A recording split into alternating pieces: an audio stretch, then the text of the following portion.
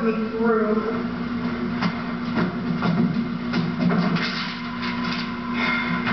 Nancy was still asleep when I got there, but it's no surprise. I didn't expect to find her on her knees in church. I had to hammer on the door for about 5 minutes. She finally came down, half dressed and probably half drunk. She was cursing and laughing and telling me I was crazy, but she eventually let me in. Then poured open up her own mother's coffin for $5. Paul, did you go back to sleep? I hope for your sake that turkey's done. You're still going to eat it. I hope this is the right kind of paper. You're dripping with sweat. What have you been doing? Answer me. What have you been doing? I've been suffering, as you all know. Has it been very bad? I tried to get myself back into bed, but I couldn't. I need my pillow, Andy. I know, but you know what happens when you make me mad? I get all oogie. I have my pillow, Daddy, please. In just a minute. First, I want to make sure there's not anything else stupid old Nurse Wilkes has forgotten, because she doesn't know how a smart guy goes about writing a book. I want to make sure that you don't want me to go back into town and give you a novel writer's tape recorder or a pair of writing slippers or something like that. Because if you want me to go, I'll go. Your wish is my command. I won't even wait to put you back in the bed. I'll jump in old Bessie right now and go. So what do you say, Mr. Smart Guy? Are you all set? I'm all set. I'm all set, please. You won't make me mad anymore. No, I won't make you mad anymore. Paul, why are you holding your hands like that? I asked you a question. I need my urine. I held it the whole time that you were gone, but I can't hold it any longer. And I don't want to wet myself again. Poor dear. Annie's put you through an awful lot, hasn't she? Too much. Mean old Annie. I'll get it for you. And your pills.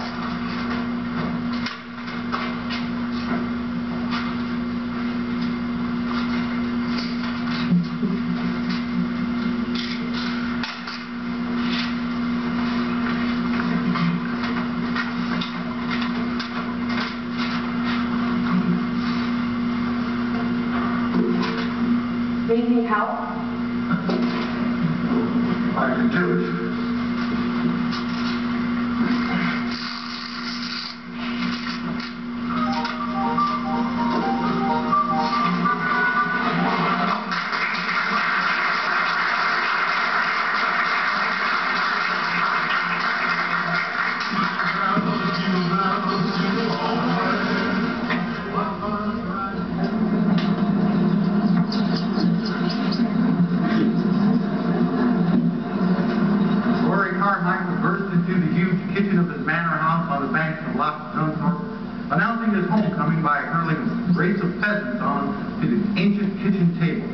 He ripped off his soaking shirt and let it drop carelessly on the floor, running his strong fingers through his sopping blonde hair. He could hear the strains of Chopin from the great hall beyond, and suddenly the moisture running down his masculine cheeks was not rainwater, but tears, as the memory of misery's desperate dance with the Grim Reaper overwhelmed him. Her labor had been long and gruesome, but it was only when the midwife had urged Rory to ride for the doctor that he realized his darling wife was near death. Her terrible screaming would be forever etched on his heart. As Rory now strode manfully towards the great hall, he gave silent thanks for the healthy cry of his son upstairs, and he smiled to himself as he heard the comforting lullaby sung by Annabelle Wilkes, surely the best children's nurse in the whole of Scotland. As Rory entered the great hall, Misery arose from behind the grand piano and breathlessly rushed into his arms. Rory held her like a precious jewel, her chestnut hair cascading over him in gorgeous profusion. He simply couldn't bear to contemplate what life would be like if he had arrived with the doctor even 5 minutes later on that terrible night, 2 months ago, or if the experimental blood transfusion sliced open his forearm and poured his life's blood into Misery's depleted veins. My darling, said Misery. Stop, Paul. What's wrong? I think you know what's wrong. Don't you like it? Oh, it's a cheat. Oh, it's wonderful, but it's a dirty cheat. Why? Rory wrote for the doctor at the end of Misery's child. That part is right. But the doctor never came because Rory's horse tripped on that rotten Mr. Quicker's toll gate, and Rory fell and broke his ribs and laid in the rain all night. So the doctor never came, you see? No, I don't see. It's Misery, just like you asked before. Oh, you must think I'm awful stupid. No, I don't. When I was a girl, I used to go to the movies every Saturday. I liked the chapter plays. Rocket Man was my favorite. Each week ended with Rocket Man in some horrible trouble. Like when he was unconscious in a crashing plane. Or tied to a chair in a burning warehouse. Or about to get fried with 10,000 volts shoved through him. And then it stopped. Oh, and you waited all week to find out what would happen.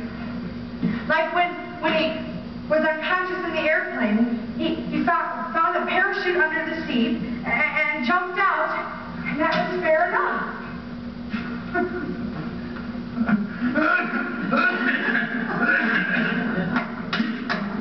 Better? Yes, thanks. Can I go on now, or were you going to have a sneezing fit? Oh, should I get the bucket? Do you think you might vomit a few times? No, Annie, please go on.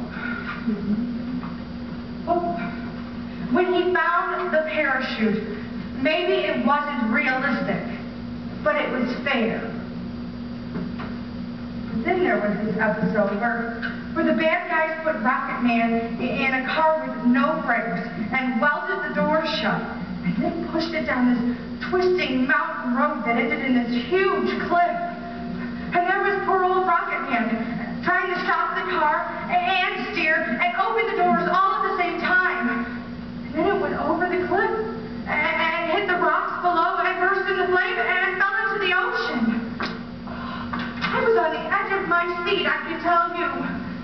I was outside that theater for 2 hours before it opened. The episode always started with the end of the last one. So there was Rocket Man going down this twisting road, banging on the doors, trying to get them open. And then just before it went over the edge, the doors opened and he rolled out onto the road. All the kids in the theater were cheering, but not me. I was mad. This isn't what happened last week. This isn't what happened. Are you all too stupid to remember? Did you suddenly get amnesia? It's a dirty cheat. He didn't roll out of the copy-duty car. It went over the edge with him still inside it. Do you understand? Yes. Do you understand this? Yes, Annie, yes. Then I think you know what's wrong. Oh, I do. Then you better fix it. You better fix it by tomorrow night, because I'm getting tired of all these excuses.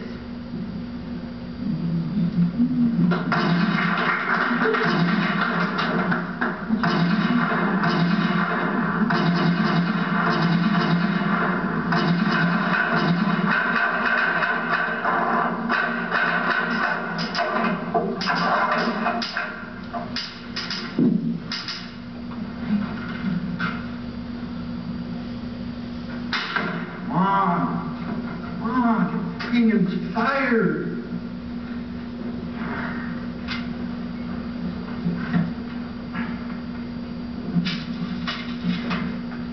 You gotta cut back on all this dope, folks. And give yourself a bad habit.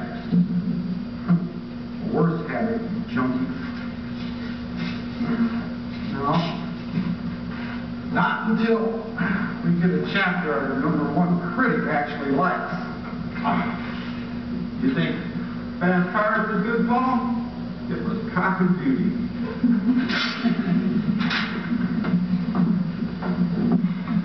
Rory had never accepted Misery's death,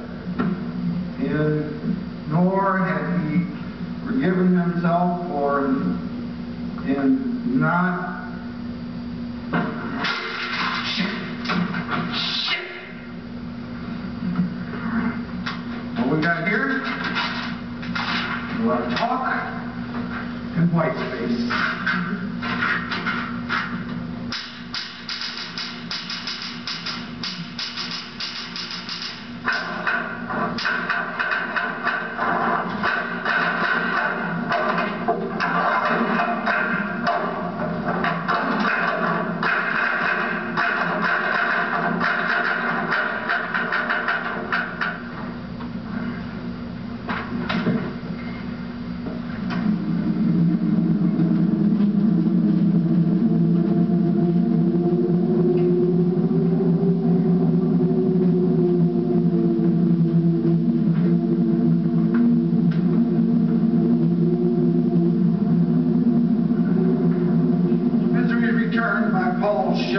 Chapter 1, Voices from the Grave.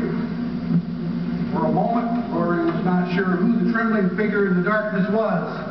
"Oh, sir, please forgive me disturbing you at this late hour, but I couldn't sleep." It was only when the terrified old man shuffled into the light of the doorway that Rory recognized him as Smeggs, the village grave digger. Only 3 days previously, Rory had watched Smeggs shovel wet earth from poor Misery's coffin after the heartbreaking funeral service. "It's the noises in the churchyard, sir. Horrible scratching sounds. Her ladyship rests not easy." Rory dispatched Smeggs back into the night, telling him not to be so stupid. But less than 5 minutes later, after almost gagging on a giant tumbler of malt, he had hitched up the horses and was riding the pony trap through the dark night. His ribs were still agony where the doctor had taped them up after he fell from his horse on that rotten Mr. Grigger's toll gate. Smeggs' words alone would not have put Rory into his present state of terror. But when the local doctor had examined poor Misery's body, he had said something very queer.